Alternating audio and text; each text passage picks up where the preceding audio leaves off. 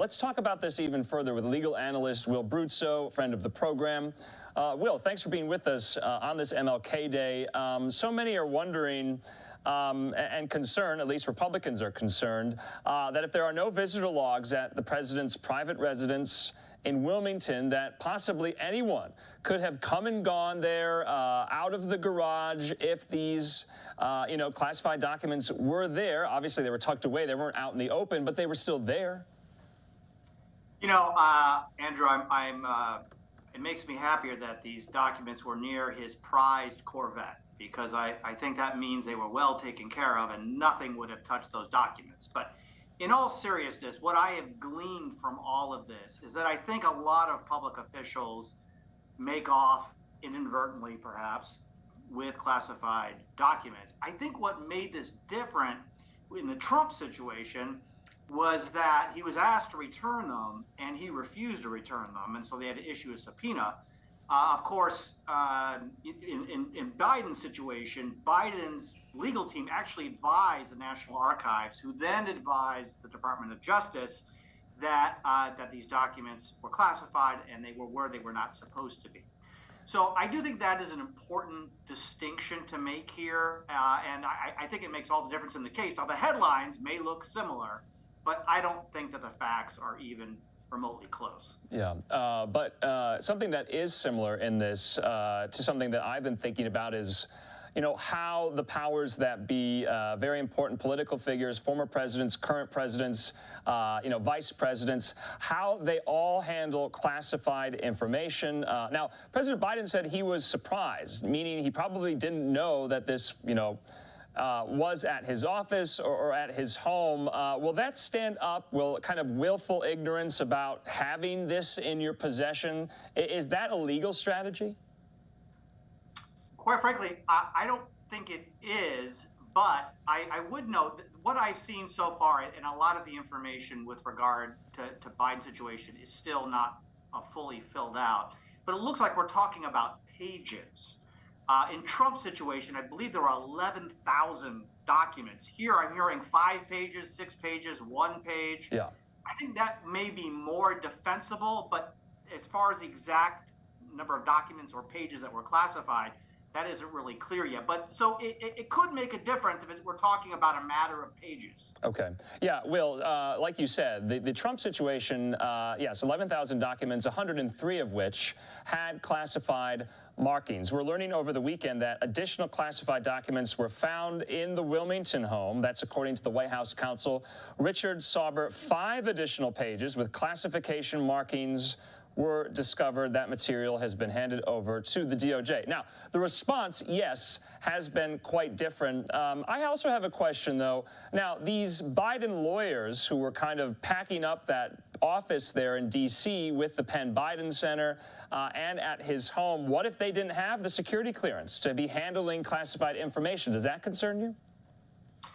It's funny you should say that, because one of the lawyers, as soon as they found a single classified document, immediately notified the DOJ, and then the DOJ sent over individuals with clearances to look for more, and they in fact did find more. So it looks like Biden's lawyers know what they're doing, and as soon as they found something that was classified, they took the appropriate action and notified the appropriate government people.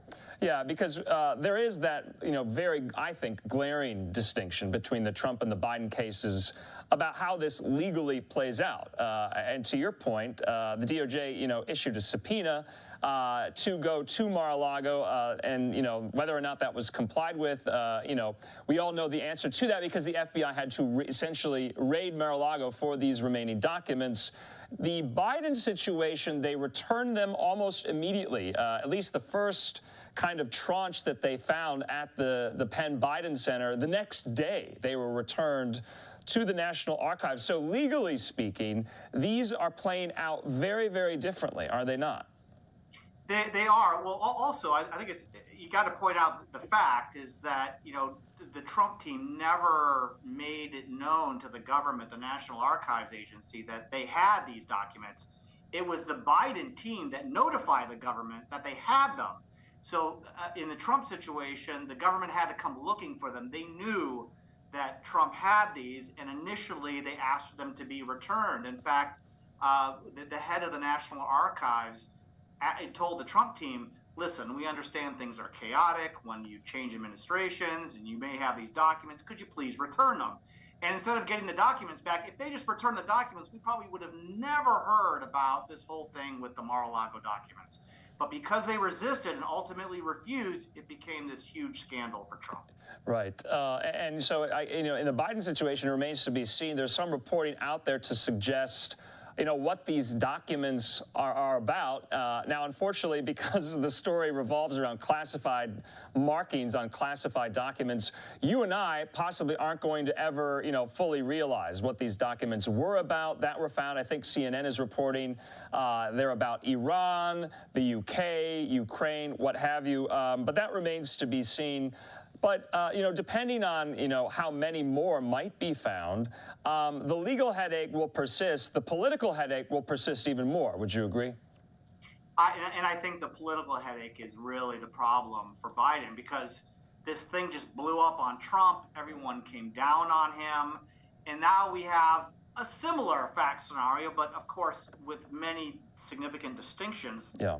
But the headlines look the same, and that's really going to be the problem for Biden, not the substance.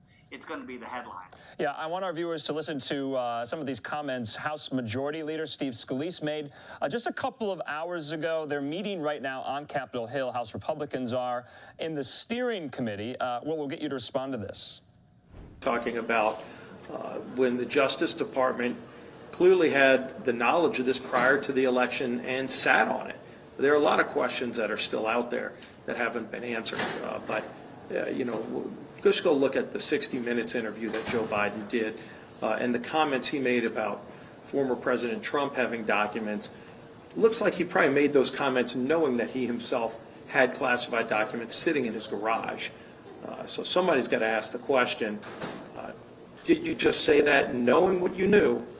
Do you not think the rules apply to you? And I think Joe Biden's going to find out that the rules do apply to him, and we're going to finally start asking questions that haven't been asked for the last few years.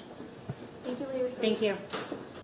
Okay, so Steve Scalise there essentially saying, and he was alluding to that interview with Scott Pelley on CBS's 60 Minutes. He was asked about the Trump situation, and I'm paraphrasing, but he said he was concerned. He said he was alarmed. He said it was, unconscionable that this could be happening, and yet now he's in a similar situation. And so, we will just see how this all plays out. Your thoughts on what Steve Scalise had to say there, Will? Let's face it, the Republicans won a very, very narrow majority in the House. There is a very fervent, in my view, extreme right-wing presence now in the House. They are going to go after Biden with everything they've got, even non-issues. But this is definitely an issue. So unfortunately for President Biden, he has opened this avenue of attack, and the Republicans are going to use it. And I think it is legitimate inquiry that they have.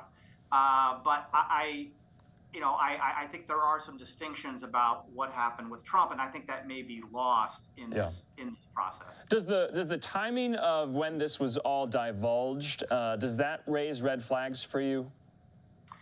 I can certainly see why they would say that. It does make sense, because that would have been a problem.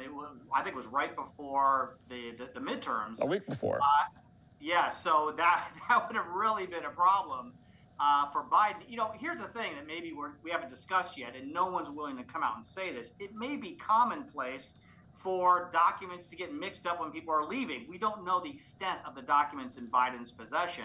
It certainly doesn't appear to have been thousands and thousands like with Trump. So, that may be the distinction. They may inadvertently end up with these documents and just, they give them back eventually, or they're asked to return them. So, that bit of nuance may be an important part of the story. All right. Well, Bruzzo, as always, we appreciate your insight into this, and we'll talk again. Thanks so much. Thank you.